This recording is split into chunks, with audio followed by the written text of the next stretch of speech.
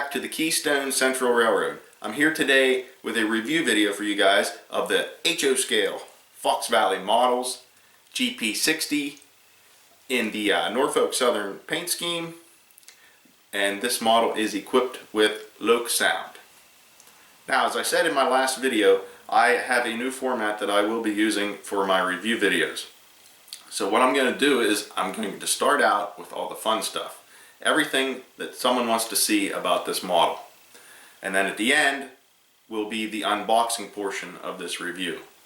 I know the majority of people do not care about the unboxing or the packaging. There are people such as myself that do care about that, because I've received a number of locomotives that were damaged as a direct result of bad packaging. So that is something that I will definitely keep in my review videos, but instead of boring people that have no interest in that, it will be saved for the end of the video. Now, with that being said, let's get into the fun stuff, and we will check out this GP60 from Fox Valley Models. Alright, let's start at the front and go over some of the details that this locomotive has.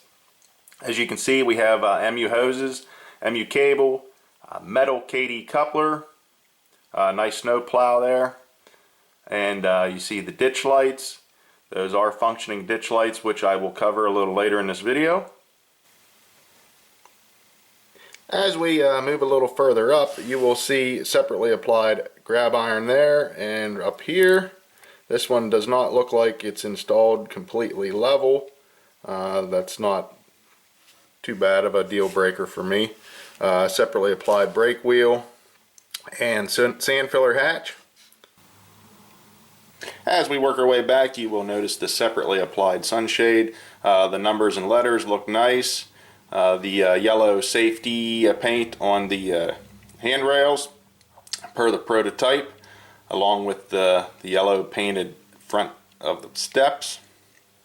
Everything looks nice there. As we move further back, you will notice the bell that is made out of brass, separately applied. We got some piping down here. There is the fuel filler. We got some warning labels on the sides of this locomotive. These red ones here are legible. If I zoom in, you will be able to read danger, so many volts, I forget the number now. There are some smaller ones that I am unsure. I don't have a magnifying glass, so I don't know if they're legible under magnification, but they are nice looking all the same. And again, the paint and lettering is done very nice. I don't see any bleed through anywhere, so pretty happy about that. None of these grills on the sides are see-through, so that's just molded on detail. And again, as we move back, you will see some piping under here yet, and again, the yellow safety paint on the steps and up the side of the handrails. Now, the handrails themselves, they are plastic, and I would not push on them too much. I'm not like some of these people that really like to push on them, because if I snap one, I'm going to be pretty upset. So I really don't mess with them too much, but they are nice sized, but they do look brittle to me. So like I said, I'm not pushing on them. Now, I did notice, I will move the camera a little bit closer to show you something that I did notice on these handrails. And now, what I wanted to point out about these handrails, if you notice right here and right here, looking down across the top, you will see where they look like they were cut off the mold. Those almost are little nicks, like they, you know, like where they cut it off a sprue or something like that from the factory. And while we're up here, you will notice the tread is just molded on, nothing special there. Okay, let's drop down here and look at the truck details quick. I've seen more detailed trucks, but overall these are really nicely done. There seems to be a separately applied part here and some piping that I mentioned earlier. You can see that under here. That has nothing to do with the trucks, but while we're down here I thought I'd show it to you.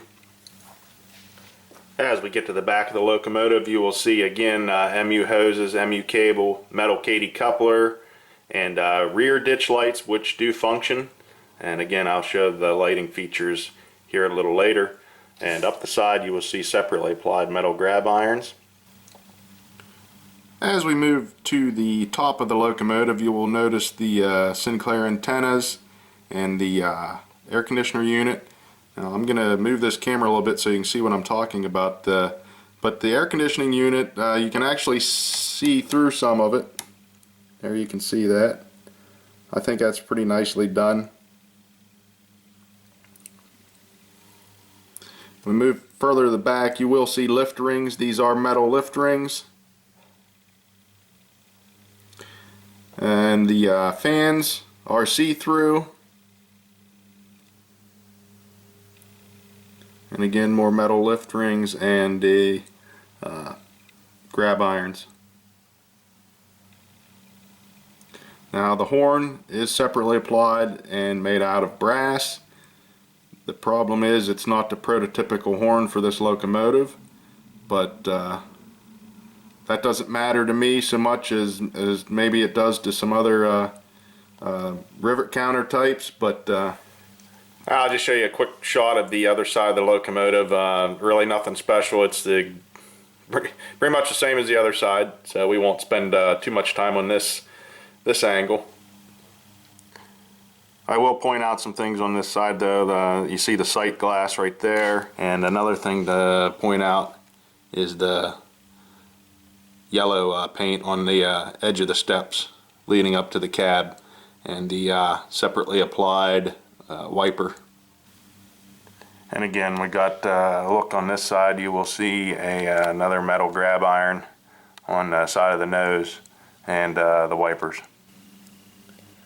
Okay, let's move on to the sounds of this locomotive. As I said, this is equipped with ESU Loksound from the factory.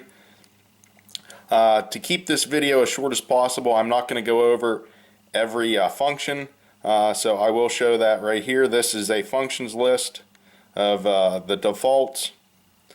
Feel free to take a look at it. We'll listen to a couple of normal ones, you know, the bell, the horn, and everything else. Now, I will say, for this locomotive, I don't have my programming track set up yet, or JMRI. I have no way to reprogram CVs in this right now. So the way you see this locomotive is directly out of the package. And I will tell you, the default horn is not correct for this locomotive, and the default bell is not correct for this locomotive. And I'll discuss it a little further as I do the sounds. But this should have, I believe, the K5LA, not the K3A. So this is not the correct horn when you hear it in this video. But alright, we'll go ahead and fire this up. The default address is 3, just like every new locomotive. So we'll get this baby fired up. I'm using the NCE power cab. Function 8 is startup and shutdown, so we'll hit that.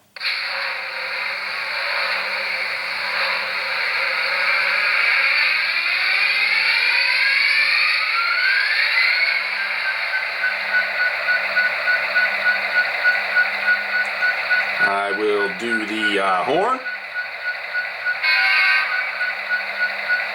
If you hit the button quick, you can get a nice short horn out of it. Long horn.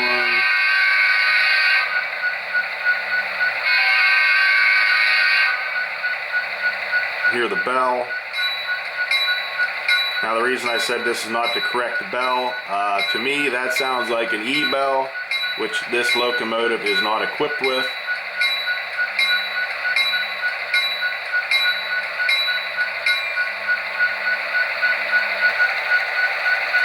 We have the coupler clank, function 3.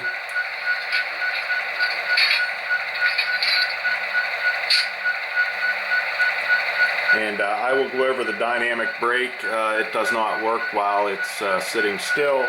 So as we start running this, I will cover that quickly.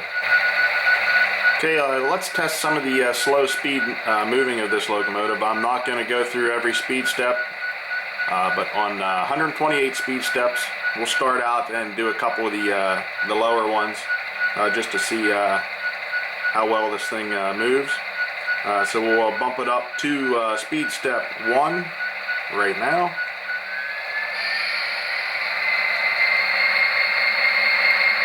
As you can see, it does start moving. It's overall very smooth. There might be a slight jerkiness here and there, ever so slightly. Not really noticeable too bad. After it's broke in, this may disappear and become even better.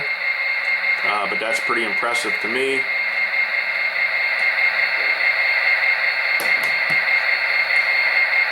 See if I can move this without making you too sick. Bump that up to speed step 2.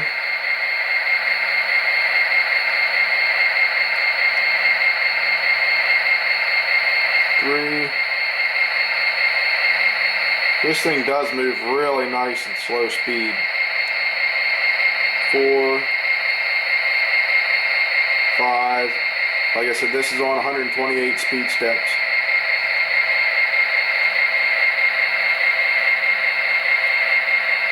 6.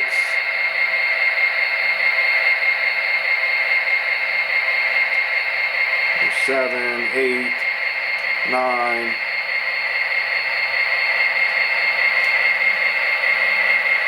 And so on and so on. I'm not going to go clear up to 128. It does appear to be a more prototypical speed for it, even at 128. It's not zipping around the layout like a toy. It actually seems fairly prototypical in speed. Alright, let me cover the dynamic brake quick on this. Like I said, nothing happens unless the locomotive's moving, and I'm not exactly sure why it does it, but I'll show you when we start moving. When I hit the dynamic brakes, the prime mover sound drops back down to idle. The locomotive continues to move at the same speed. You don't hear any type of fans or anything like that, so I don't know. That doesn't seem very prototypical to me. I don't know what exactly is going on, but I'll let you see and hear it, and you judge for yourself. Get it up to speed, and then I'll hit it.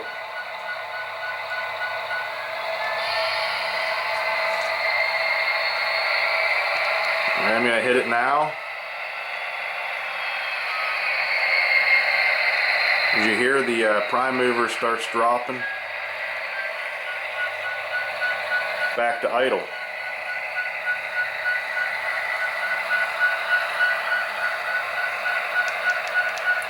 To me, that doesn't sound very prototypical. I don't know what the deal is with that. I wanted to give you a chance to hear the motor and everything in this without the sound on as I move it. It's relatively quiet, not too bad. I will shut up and run it here a little bit so you can hear.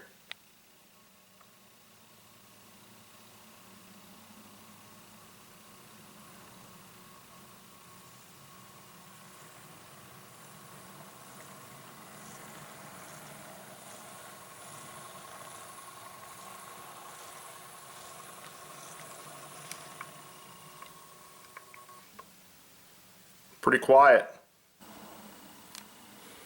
Alright, let's cover the lighting functions here real quick. Turn on the headlight. Now the headlight and the number boards are tied in together. So when the headlights are on, the number board lights are on. There's no way to separate them. See if that helps.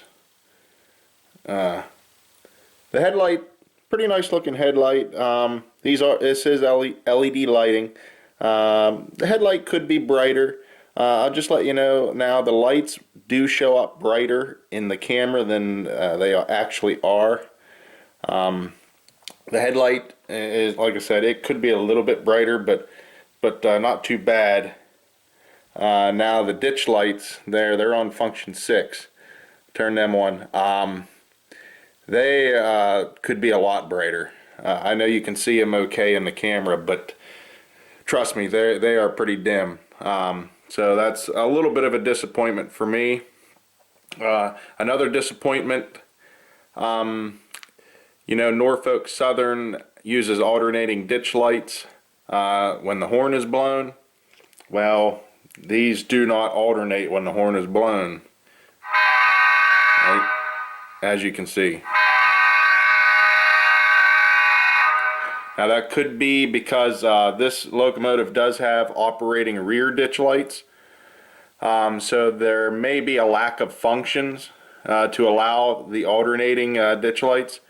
I have to check that once I get my programming track and everything hooked back up. And I'll see if I can change some CVs and program them to alternate. It's either that or they either need reprogrammed or they just don't. There's no possible ability to do it because of lack of functions having operating rear ditch lights. I'm not sure. So I will have to follow up with you guys on that. Let me turn this locomotive around and we'll take a look at the rear lights quick. Okay, let me go ahead and turn the rear light on. I did turn it back off. This is directional lighting, so the lights will automatically light up on whichever direction you're traveling. Again, the number boards lights are tied into the headlights. Regardless of which direction you're going, if you have the lights on, both the front and the back number boards are lit. Not sure how well that's showing up. Like I said, it could be a little bit brighter. I'm okay with that. The ditch lights are the ones that bother me. There, I just turned them on. The rear ones are worse than the front ones. Be honest with you, they're barely noticeable in person. Like I said, the camera actually does a better job of picking up the brightness than they really are. But and again, they do not alternate when the horn is blown. Alright, I turned the lights out in the room. I'm not sure how well this is going to show up. This is the rear of the locomotive yet. What I wanted to point out, if I can get down here, as you can see down below here, you'll see two areas where the light is bleeding out. The one furthest down that's not quite as bright as the rest of the lumber boards are up top, right here. I'm covering them up with my finger. That's the number boards. Down below, the light you see, that's light bleeding out between the walkway and the hood, and also even further down, that light bleed you see there is above the trucks, or above the truck. So pretty good light bleed there if you do any type of nighttime operations. Let me switch directions. We'll jump up front. There is a little bit of light bleed right there behind the ditch light. See that crack? There's light bleeding through there. But overall, the front is not quite as bad as the rear. So there you go. Not too bad up front. Alright, let's go ahead and shut this down, and then I'm going to wrap this up with some final thoughts and some information for you guys.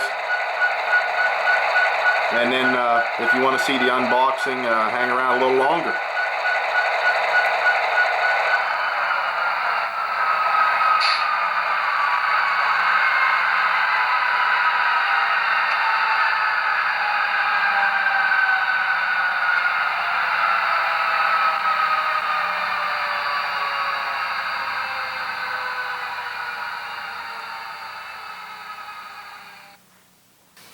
Okay guys, I gotta wrap this up. This video is probably already ridiculously too long, but I want to say as far as pulling power, I don't have any way of testing that, but I will give you an example or a comparison. The Closest thing I have in my possession to compare this to would be an Athearn Genesis GP40-2. I weighed that. It comes in at 15 ounces or 425 grams. This GP60 from Fox Valley comes in at 15.3 ounces or 436 grams. Just a hair heavier than the Athearn GP40. If you guys know how one of those pulls, then it'll give you an idea what this should do. Overall, it's not too bad.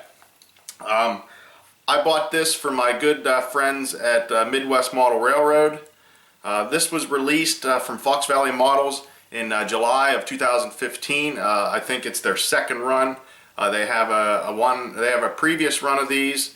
This is the actually the later scheme with the horse head, and actually has the air conditioner unit and everything on it. They did one earlier than that, which I want to point out. Midwest Model Railroad, I'll put the link in the description. They have two of the earlier runs, or earlier paint scheme of this model with sound for $200 on sale right now, $200. I paid $229.99 for this one. That's pretty much the going rate. The MSRP of non-sound is $199.99, with sound $299.99. Again, I got this for $229.99. But like I said, if you want one of the other ones, swing over their website, $200. You can get one pretty much identical to this. The only difference is it's not the horse head scheme. It doesn't have the air conditioner unit on it. Another thing, my final thoughts, positives. It looks great. Actually, there's no glue marks. Last couple Athearns I bought, even the Genesis line, there's glue marks all over them. So I didn't see any glue marks on them. Smooth running, quiet. Can't complain about anything there. Some of the negatives, I pointed out the handrails. That was it doesn't really show up too bad, so that's not too bad there. The dim ditch lights, that's a bummer. They could be brighter. The light bleed, it was pretty disappointing, but again, not a deal breaker for me because I don't do a lot of night ops. And another thing, I don't know if you picked it up in the video or not, but the speaker in this thing is not the greatest. I definitely want to change out the speaker. There's some distortion coming through on the speaker. So that's kind of a negative there. I mean, especially when you buy a sound unit, that's a pretty big negative, but it may just be this locomotive. It doesn't always do it, but I do pick up on some distortion coming through there, and it's definitely the speaker. Other than that, overall, not a bad locomotive. It's pretty much priced up there with a lot of the other manufacturers, so I don't want to go out and say this is the deal of the century. But other than that, that's what it is. It's the Fox Valley Models GP60 in HO scale. So that's it for this review. If you want to see the unboxing, it's immediately right after I shut up now. Alright guys, take care, and I'll catch you later. Alright, now the moment you've all been waiting for, the unboxing. This is just your typical cardboard outside box like almost everyone else uses. So let's get into this.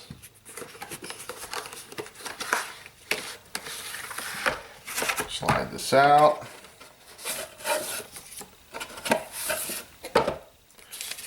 We have our paperwork, exploded parts diagram, as you can see here.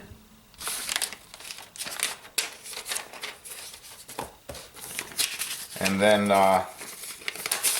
this is the paper on the installed ESU Loksound.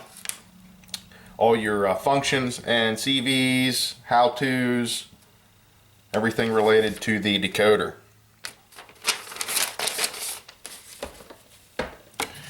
And now let's look at this part of the packaging. As you can see, it does have a plastic sleeve, much like Athearns and Bachmans and stuff like that. Pretty much a standard. So we'll slide that out.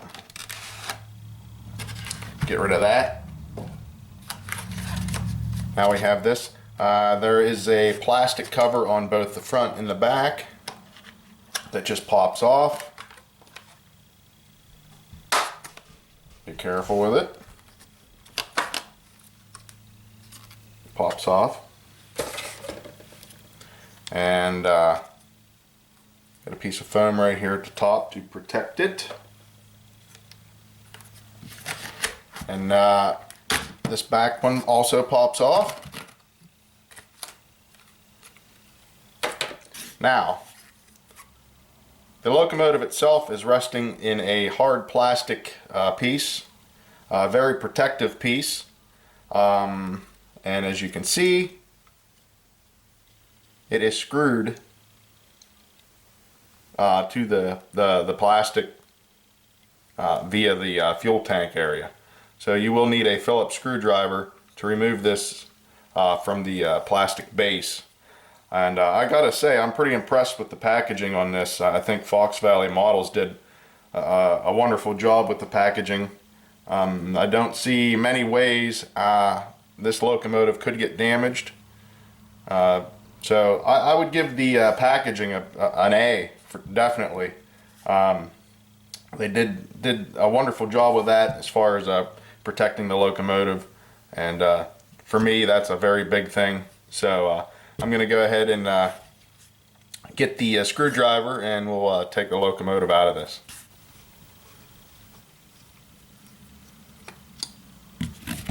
It should come off of there.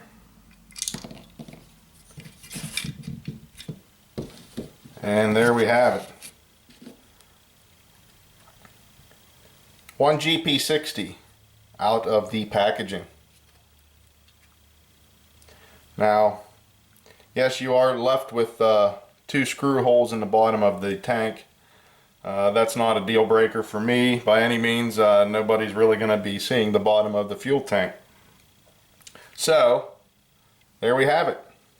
That is the unboxing of the Fox Valley Models GP60 in HO scale. And I want to say kudos to Fox Valley Models. I really dig this packaging, especially if you want to transport this to another layout, or you're moving, or whatever. You can put it right back in this, and it will provide a very protective case and package to transport this or store it even. So I really give them an A+ for that. All right, guys, that's it for this review. We'll see you on the next video.